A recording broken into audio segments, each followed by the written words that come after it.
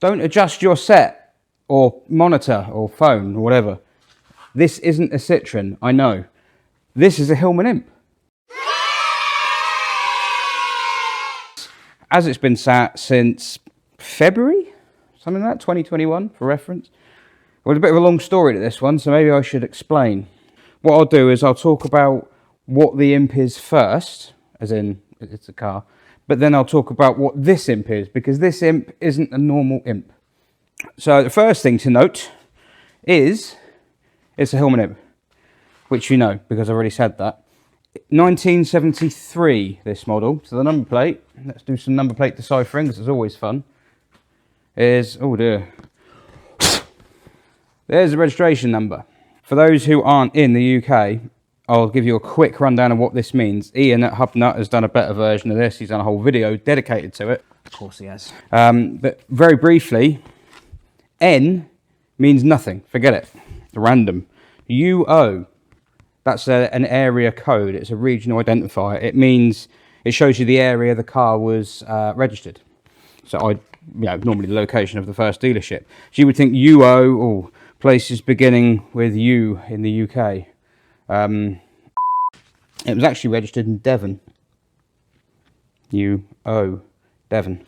905, random again. Don't forget that. M, that's the age. So that's the year it was registered, and for reasons, I don't know what they are. I think it was to do with boosting sales. Originally, when these plates were handed out to cars, all the way up to about 1999, registration years ran from the 1st of August to the 31st of July. This M means that the car was registered somewhere between the 1st of August 1973 and the 31st of July 1974. So this one is an August 73, I think it's August, 73 car, registered in Devon at Lime Court Garage, Lyme, in Devon, which wasn't in Lyme Regis at all. It was in Axminster. Now, I'm going through this car today because I'm going to start clearing it out so I can start working on it again. One of the reasons I need to work on it again is I need to move it.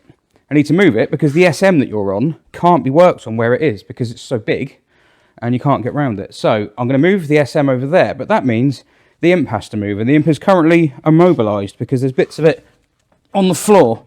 Right, a little bit of homework about the Imp first, all right? So this is kind of, I have to go back to the beginning to tell you why it's ended up the way it has, because it's all relevant, even a modified car like this.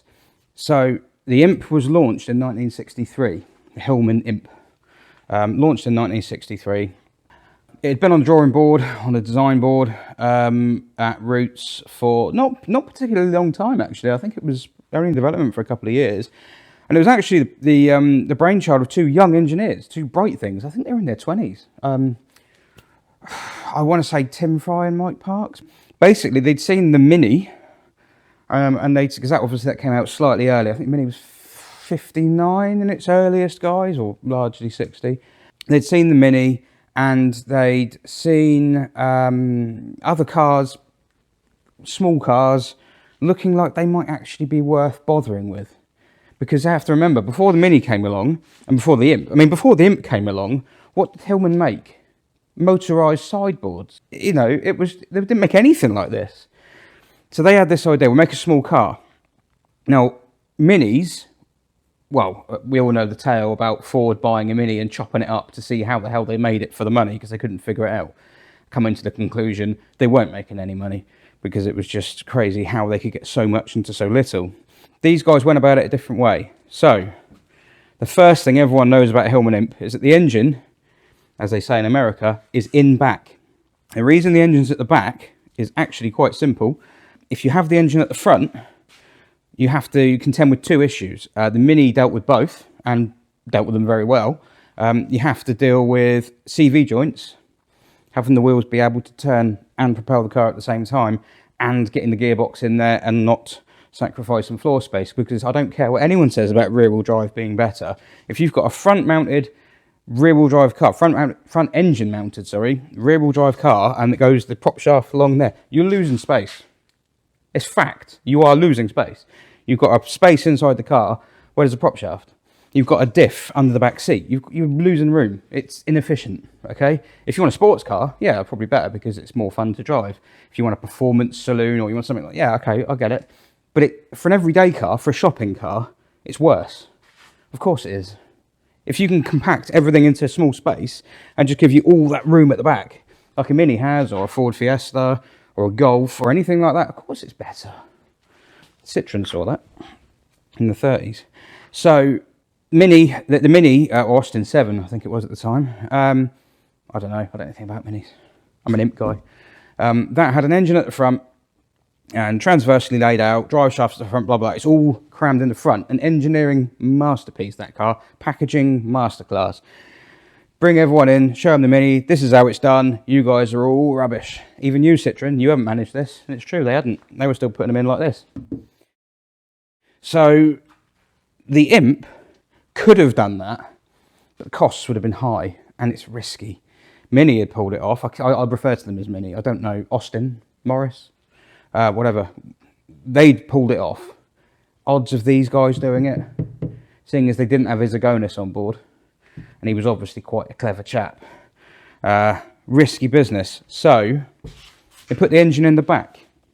And in putting the engine in the back, along with the radiator and the battery and everything else that goes with it, it's basically the entire assembly went in the back of the car. So it's kind of like a front-wheel drive car in reverse, only with 4 reverse gears, because otherwise it would...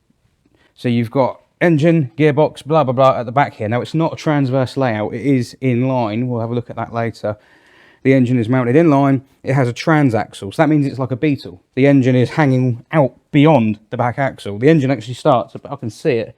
Engine starts here. Believe it or not, it's quite a lot of weight out the back. Bit of a problem, but it does mean that at the front you've got loads of room in there.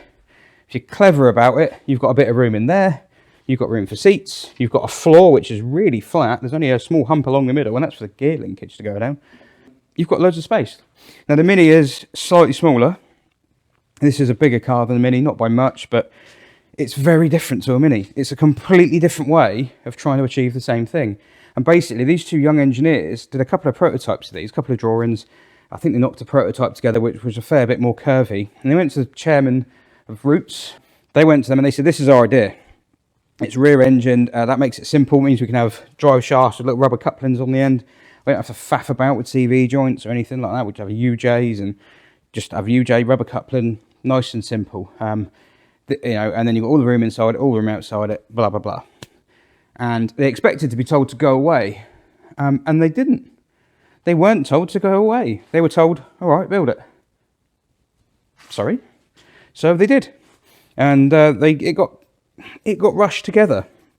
They came out in 1963. There's a famous tale. Some of the tales out of this factory were just the best. The tale of when Prince Philip went to view them in the factory, to see how many they were knocking out, to see how well this new factory was doing. I'll go into the factory in a minute.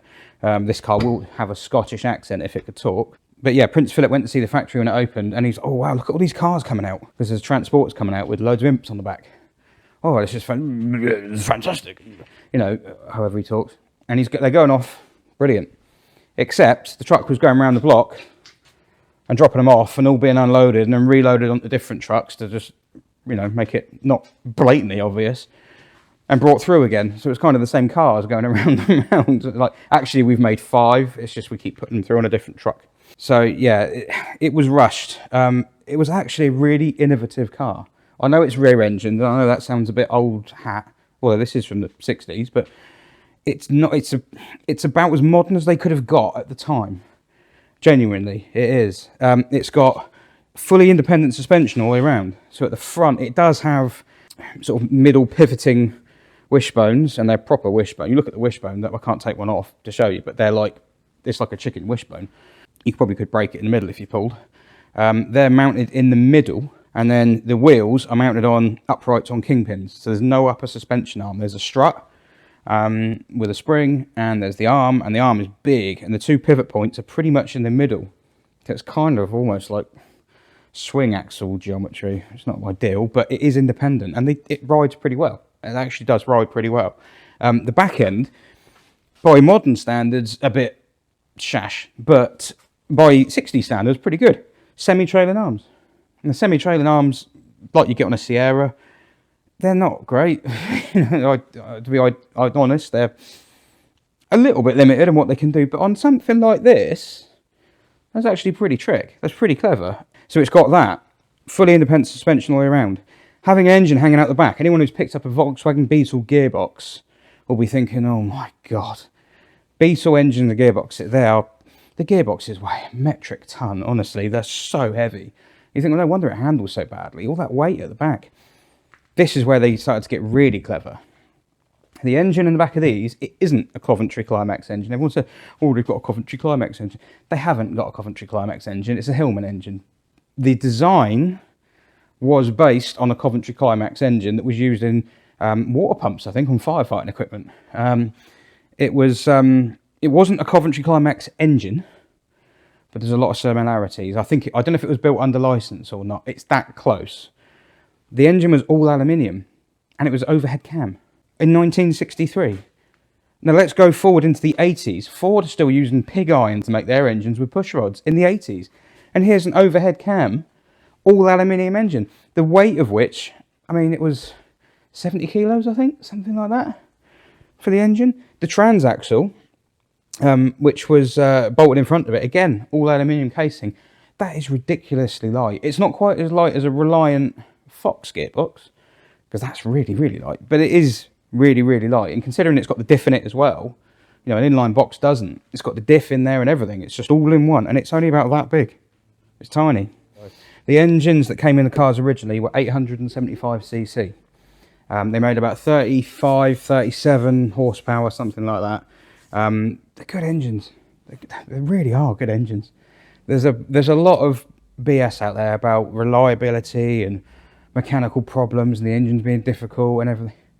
They're not. The thing is, it's like there's an Alfa Romeo here, right? An Alfa Romeo V6 there, which quite a few people keep talking about, and I will see if my mate wants to do something with it. It's not my car. But people living in this country, I don't know what other countries are like. I imagine they're a little bit more tolerant, but in this country, it's like the mark of whether something is good or not is just whether you can treat it like crap and expect it to still work.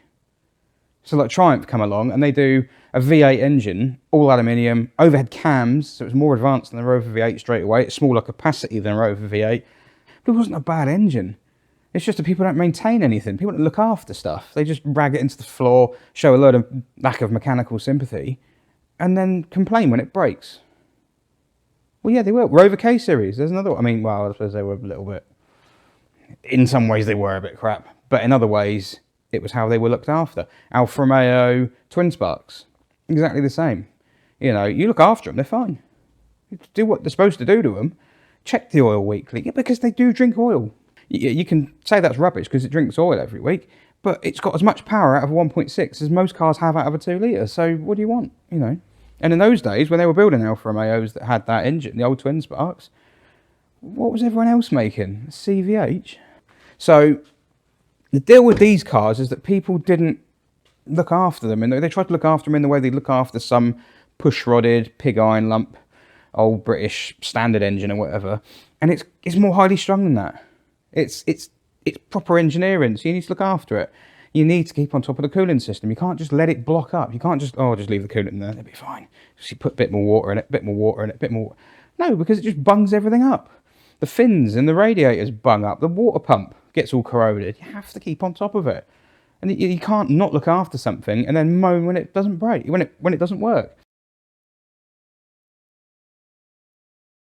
There were some issues with the first Imps. There's 3 marks of Imp. 3 generations of Imp. They all look very much the same. The only main change is the dashboard. If you're looking at the cars from the outside, there's not a huge difference on any of them, really. But the dashboard changes. Now, there's a Mark 1, which only ran for a couple of years, and a Mark 2 and then a Mark 3.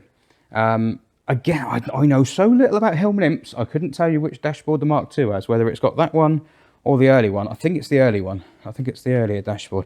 The very early Hillman Imp had a pneumatic throttle, which is brave.